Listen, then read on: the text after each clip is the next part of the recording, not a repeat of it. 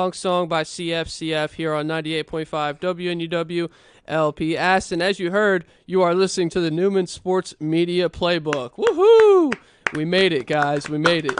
That's right. Oh, yeah. This is a podcast about the sports media industry. It's written and produced by students here at Newman. We are all in the sports reporting class with Dr. Giannis Chalkers.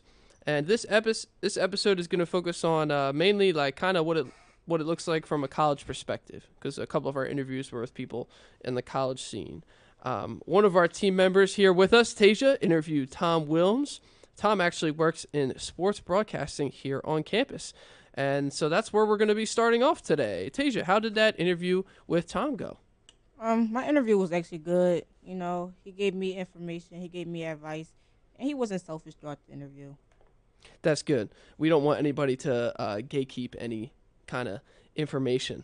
As far as sports media goes, what is it that Tom kind of does here? He doesn't just do one thing. He does a lot. And that's what makes Tom Tom. Okay. And he's over in that area of the gym. It's kind of like hidden. It's not just him. It's also, I think Jill is back there with him. Yeah, it's like behind the track, well. like on the side of the actual gym. That's right.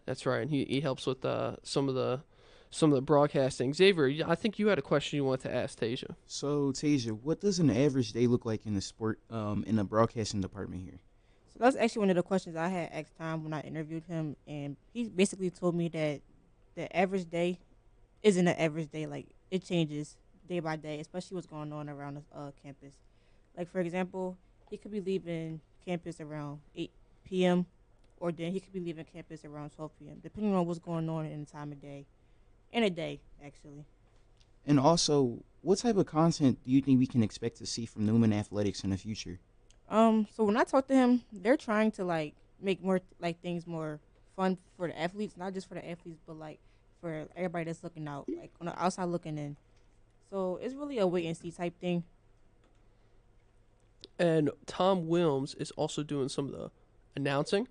Yes. He does I know we haven't quite crossed into that for the radio section yet. We had a couple people here at the radio station that wanted to announce for the intramural sports, the intramural softball. I think there's an opportunity for that.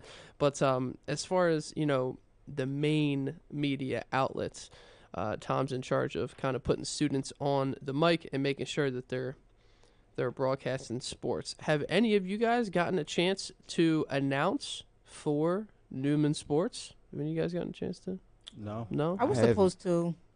What happened? Something came up. I just focused on my grades more. Yeah. School comes first. School comes first. And I wanted to do it, but I just couldn't get the heart to do it. But Yeah, I definitely want to look into it, though, next semester. And hopefully this is kind of popping the cherry, as they say. Hopefully this is kind of breaking you guys into the world of radio, the world of broadcasting, and you're kind of, getting a feel for it here today. Yeah. We are going to hear from Marcus up next, but before we go to break, I did want to ask Tasia one more question. If there was one takeaway from your meeting with Tom, I know he's a pretty cool guy, what is the one takeaway that you would say was the most important thing that he gave you? To be yourself. He basically told me to be myself, and if I come in with a plan, announce it. It might not go like my way, but like things might like have to get edited, changed around, but still announce it and be yourself. Absolutely. Authenticity is key, especially in the sports media world. You always want to be yourself. Always. I think the kid that I interviewed as well, he's interning over at CCC. He spoke a little bit to that, so we're kind of foreshadowing for something we're going to get later in the episode. But first, we're going to go to a short song break. You've probably heard this song on your Instagram Reels before. This is Melodies Adderall by Gabrielle here on 98.5 WNUW. Coming up after the break, we're going to get to hear from Marcus and his interview with Jill Weigel. Welcome back, guys. This is Mike. You're listening to 98.5 WNUW, official radio station of Newman University and the home of your Newman Knights. Did you know that Newman was a founding member of the Atlantic East Conference? That's right. But after 7 years in the conference, they're moving on. In the fall, the Knights will be joining the Middle Atlantic Conference. sure. In the MAC, Newman will be one of the 12 other Pennsylvania universities competing with not only to be tougher next year, but also closer to home. Good luck to all of our athletes. Go Knights! Go Knights. Finesse here on 98.5 WNUW. Welcome back. You're listening to the Sports Media Playbook podcast, a little bit about the sports media industry. And remember, the show is written and produced by students here at Newman University. Heck yeah. Our next team member that we're going to be talking to is Marcus Turner. He got an interview with Jill Weigel, who is the Director of Athletic Communications here on campus. That basically means that she does a little bit of everything. Marcus, I wanted to ask you, man, how did that interview with Jill go? The interview with Jill was pretty calm and informative overall. She didn't really hold back on any information as far as like what was, in the future steps of Newman sports. She was pretty honest about all of the, opportunities that they have for students too, and was even helpful with plugging me in with some of the people around campus. So thanks to Jill for that. Marcus, I have a question for you. Was there anything Jill said that really stuck with you? Just about teamwork. Like, she just emphasized on how much like that she has to do and how much it takes for everybody to really make Newman sports, like down to the media days, down to like the scheduling with the players and rosters and stuff like that. Just teamwork, I would say, is something that's big with Newman sports and Jill for sure. Real quick, if I could interject there, if I could beat you to it, Xavier, real quick. You said media days. I know that's our athletes, like, it's one of our favorite things is when they get to do interviews for the Instagram that they put on there. As far as the media days go, Marcus, is that something that you think you would be interested in ever? Because I know that you do some of the camera work, you shoot and stuff. Is there anything that like Jill talked about that like might like interest you? You think? We was actually talking about me being able to get pictures of the players during the games, or just different footage for the teams and stuff like that. Also with broadcasting, like the announcing thing was something that came up. Like just different opportunities. I would definitely 100% be able and excited to one day shoot a media day for the school. Awesome. Yeah. So I have a question for you also, Marcus. My question is, what was your favorite segment or story to report on this year? Favorite segment to report on was probably the editorials that we just did, just because I was able to talk about why the NBA season is too long, and I'm pretty sure we all know that's why. Like Embiid not playing in tonight's game is a very prime example of why. Yeah, there's some serious injuries and some serious injury trouble in the NBA playoffs, really in the whole of the NBA. It's kind of always been like that. Did you and Jill ever talk about any of like the support for the athletic department at all? Like any of the health stuff, any of the trainers, any of that, or not really, not as much? Yeah, nah, not really. Not I actually did have to do a story for Giannis about like the whole D2 versus D3 players and D1 players getting tested for steroids, but okay, all right, yeah. That's pretty interesting. Yeah, nobody's tested here, right? Yeah, but they were No. pretty just straightforward about like the different protocols they take. So I just left it at that. Yeah, fair enough. Well, coming up after this next break, folks, don't go anywhere. I'm gonna give you some information on Jarrett George from Camden County, and he interns there, and he does some radio stuff, some sports radio stuff, and has to post online for that. So hopefully I can give you some important insight. He's a Broncos fan, so it's not like we see eye to eye on everything. He's kind of skewed. He doesn't really like Jalen Hurts or the Eagles, but look, none of that really matters. Again, I tried not to focus on that in the interview, so coming up after the break, we'll get a chance to talk about that. Don't go anywhere. You're listening to the Newman Sports Media Playbook on 98.5 WNUW. This is Sleepyhead. Turn my mic on. Looking for an extra dose of girly pop in your life? Tune in to Melodies with Maggie, Tuesdays at 4 here on 98.5 WNUW, and slay the day away. Girl Like Me by Pink Panther is here on 98.5 WNUW. You're listening to the Newman Sports Media Playbook with myself, Xavier, Tasia, Marcus, and Mike.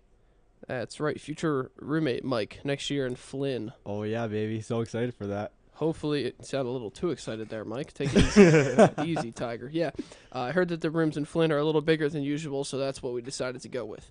We are here on Newman's campus in the radio room. Not allowed to dorm here, obviously, because people need to come in and do their shows. We're talking about sports media. A couple of us got some interviews done. One of mine was with Jarrett George, intern from Camden County Community College, who focuses primarily on NFL sports media. He loves the Broncos, and I love the Eagles, so even though we've become friends, we have had some heated discussions about the NFL and which team has a better quarterback. It's ours. Spoiler alert. Of course. He and I do share a hatred for the normalization of gotcha journalism. So, Owen, how did the interview with Jared go? Marcus, hold that thought. The interview with Jarrett was pretty good. Oh, I messed up my own rule. It went pretty well. Not pretty good. It went pretty well. We had a nice time. First, we chopped it up and kind of reconvened at the start because we hadn't spoken in a little while. And then after that, we got into, what are the things that he values when he's writing a story? What are the things that he looks for when he's reading a story? And, a bunch of stuff like that. I wanted to learn about him and his preferences, and when it comes to sports media, what does he like to do? A lot of it was similar to me, but some of it was a little bit different, so it was eye-opening, I would say. You had mentioned the gotcha journalism. What Yeah, is yeah. gotcha journalism? Don't even get me started, Tasia. Gotcha journalism is when they're trying to clickbait you. They use a certain headline or a certain picture, some kind of phrase. It takes you away from what you were focused on, and all of a sudden, whoa, you want to look at this and read this. It's not actually giving you the full story. It's more so just, blah, A cool attention grabber. like an attention grabber. But Sounds very negative, though. But it's negative, yeah, because it can grab your attention in the wrong way. What if it's saying something that's not true? True. What if it's an AI image? True. Are there any other negative things to sports reporting? Oh, for sure. For sure. I mean, beyond the gotcha and the clickbait, you have to worry about getting all sides of the story. I think if you illuminate one side of the story, you can kind of lose out on another side. By bringing to light certain voices, you kind of quiet other voices. So when you're covering a sports event or something controversial that happened, maybe something in the player's personal life that happened off the field, you need to get all sides because it's a very, very, very the ice is very thin. It's a very sticky playing field. Yeah, you need to be careful with sports journalism because it's not just the person and their personal life that you're writing about, or the team and the owner. It's also yourself. You attach your name to the article. So I would say that's another inherent negative is that you have to be extra careful because everybody's always looking to get you. Everybody's out to get you because you're on your own. You know what I mean? You're kind of like representing yourself. Yeah, I get what you're saying. Imagine Jarrett posts something super out of line. You know what I mean? It's not necessarily his entire network that's going to get in trouble for that. It's him. He's going to get in trouble for that because right now he's just kind of on his own solo. Now, once you get into like the big leagues, like on TV, then obviously the network, everybody gets in trouble. It reflects poorly. But, yeah, it's a slippery slope out there for sure. Yeah. Anything else that you guys wanted to ask before we move on from Jarrett? I was just gonna ask, how many sides of the story would you estimate it to say that could be overall? Oof. A lot of people like to say there's two sides. A lot of people like to say there's two sides to the story, but I think it depends on what you're covering. It could be infinite. It could be you can interview as many people as you want and get as many takes on the topic as you like, but you always have to remember that you're representing yourself and you're also trying to be truthful. You don't want to put anything out there that's not true. So I wouldn't try and entertain a side that's putting something out that's not true. I wouldn't entertain anybody that's not after the real story. That if they're after something, maybe for themselves to try and push themselves ahead in the industry, I wouldn't entertain those sides. I don't think. I guess I was just gonna ask you, I'm sure you learned a lot more about gotcha journalism talking to him. I guess what is like your opinion on it yourself? Oh, for myself, I would say I have tried to stay away from it. I have tried to not do it.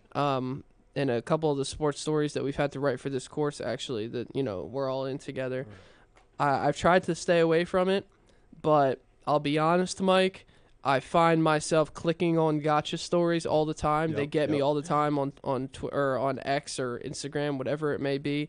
And so even though I keep it out of my writing, unfortunately, I have not been able to keep it out of my daily routine yet. I still fall into the trap. Like, who's the Dove Kleiman on X? Just the worst, I hate to even name drop that guy and give him any kind of, or even if it is a person, it could be like a computer AI prompt software doing this, because that's what it is. That's one of the things that Jared talked about, was like people create accounts run by AI bots so that their stuff is constantly being posted and refreshed, and at the top of feeds, it's like, man, I don't want to compete against that. Yeah, you like literally like now it's scary. Like you can never be sure nowadays like what's AI and what's not. It's crazy.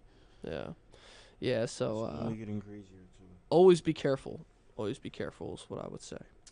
Do you think AI can have any jobs in sports journalism though? Stat tracking, yes.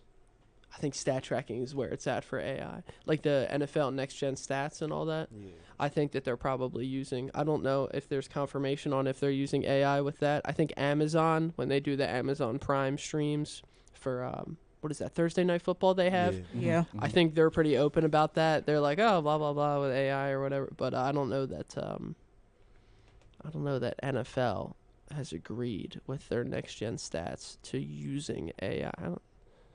They probably have, right? Surely, with this whole AI boom, surely they're gung ho like everybody else. Yeah. I don't know, Yeah, for sure. but I think that's where its place is in sports journalism is keeping track of the stats. Could you imagine AI's doing like reports, like sports reports, or like sports stories and media, for Sports ESPN and things like that? sports stories is tough because you need that human element, You don't want it to feel bland and feel repeated. Sometimes when I'm reading something, I can tell that it's AI, whereas other times I'm like, oh, this is, okay, that's different. Somebody would say that. I don't know that it has a place in sports reporting, like writing stories, writing breakdowns, taking on leads. I don't know that I want my Claude or my Gemini to do that. I think I just wanted to sit there and tell me when is the best time to start putting down seed in my grass or whatever. You know what I mean? Like practical stuff, like homeowner stuff. That's like, I don't know. But, sorry, kind of moving away from sports there on that one. We'll be right back after this short break. We're going to wrap it up. This has been the Sports Media Playbook here on 98.5 WNUW, but don't go anywhere. After this song, you're going to hear from Marcus and Mike, and we're going to wrap it on up. Snow Strippers, Another High, here on 98.5 WNUW. Thank you to Mike, Tasia, Xavier, and Owen for sitting down to chat today. Did you guys have a favorite part of the year in sports reporting? Favorite part of the year? I would probably say this right now. Yeah, definitely. I can agree to that. Yeah, this I feel like we should have did more of these maybe. Yeah. And this guy was out the classroom, like we're not just sitting down Doing work. yeah. I feel like I also had fun doing my I think it was my game story, if I remember correctly, when I had to go like speak on the issues at the Miranda Center regarding like playing basketball or intramural or just doing it for fun. So I enjoyed that one too. That was fun. Did you make some leeway there? Are they leaving the lights on for us now? Boy, yes, every Yes. time, and it's just amazing now. It's way better now. Look at that. So we actually had a piece of reporting So you gotta speak up. that turned into a real story. Successful report. I think this whole class as a whole was honestly fun. Like, everyone has those classes that like, it's a drag to get to, but like with this class, I wanted to be in class every day because it's something that I'm interested in. I love doing sports. I love everything about sports. So being able to take a class about sports reporting and learn more about it, it was definitely eye-opening for me, and I enjoyed it myself. For sure. I haven't had a class like this before, so No, never. definitely enjoyed. Yeah. Hopefully, the classes that I'm in next year, I put in for a couple writing classes as well. Going to try and knock out that minor, so hopefully a couple of them are going to be not that bad. Definitely gonna be a little eye opening though, for sure. Yeah. Yeah. All right, Mike, you want to wrap us up? We'll get going. Yeah. Thank you guys all for listening to this rendition of the Sports Media Playbook. This program was written and produced by Newman students from the Sports Journalism course. You're listening to 98.5 WNUW. Have a great day. Here stateside with Zara Larson, Pink Panthers. Time to celebrate at nights. Let's go.